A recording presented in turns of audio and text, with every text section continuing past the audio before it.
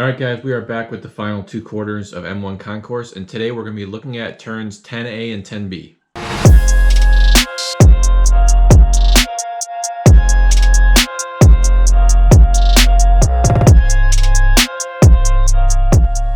Now turns 10A and B is a complex combination that people often struggle with.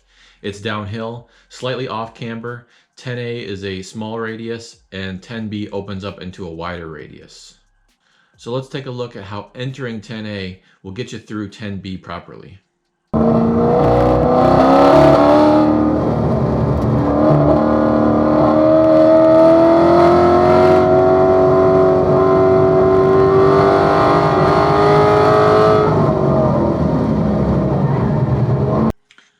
Okay, so we're coming off turn 9, where we track right at the yellow turn exit cone.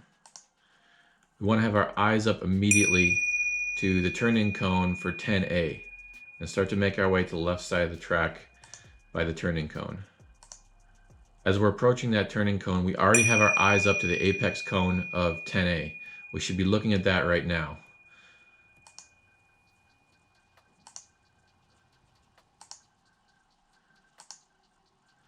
Now here's the key to entering 10A properly. As you notice, we have a slight throttle lift here. That'll get the car set up and ready to turn into 10A. Some cars may need just a throttle lift. Some cars may need just a quick tap of the brakes. And now we're working our way down to the apex cone of 10A. We can do that very easily because we've made that little lift of throttle, setting up the front end and getting down there. We're before the apex now, but we're actually getting back on the throttle early. And that's going to be a key to reducing lap time, is getting it turned in and being able to get back on that throttle quickly.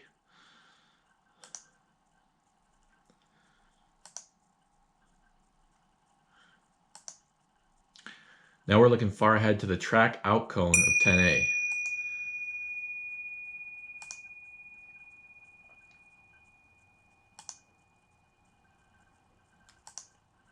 We're on the throttle, working to track out.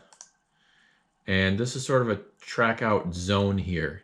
We want to stay track left between the yellow track out cone and the red turn in cone.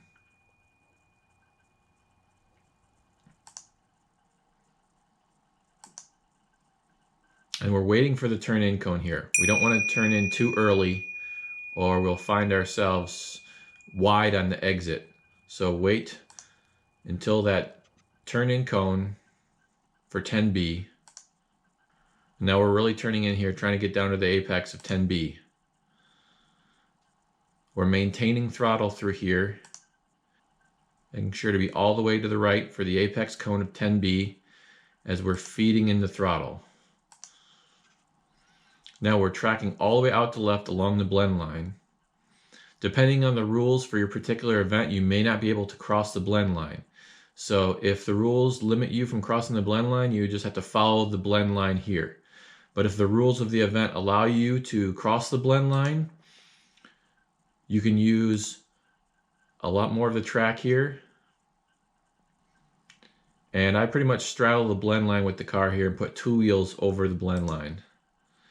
That allows me to use all the track and go all the way down to the turn-in cone for turn 1.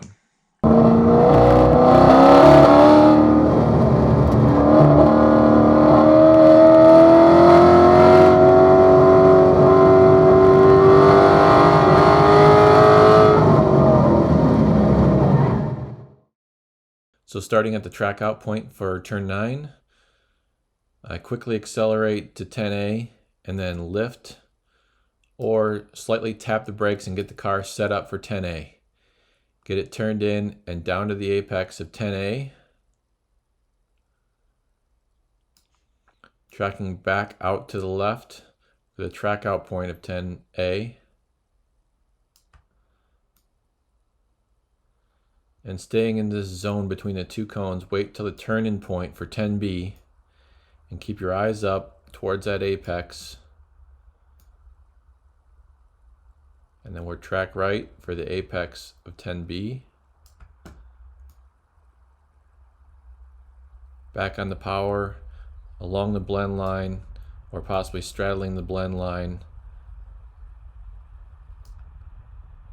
Quick hit of power all the way down to the braking zone and the turn-in point for turn 1.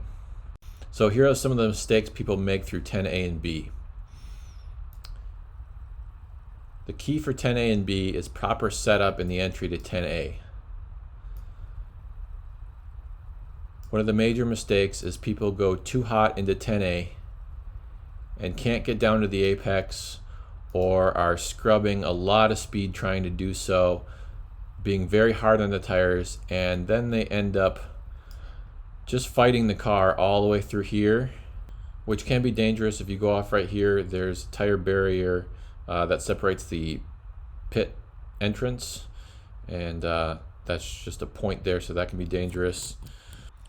And so you end up fighting the car, trying to get it to the track out point and scrubbing speed.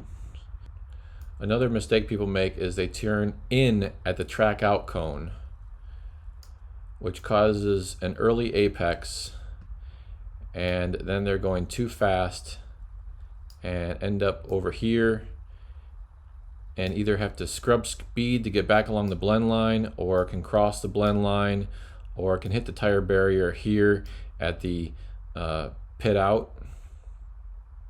So you really want to make sure you nail that entry point to 10A. That's going to be the key.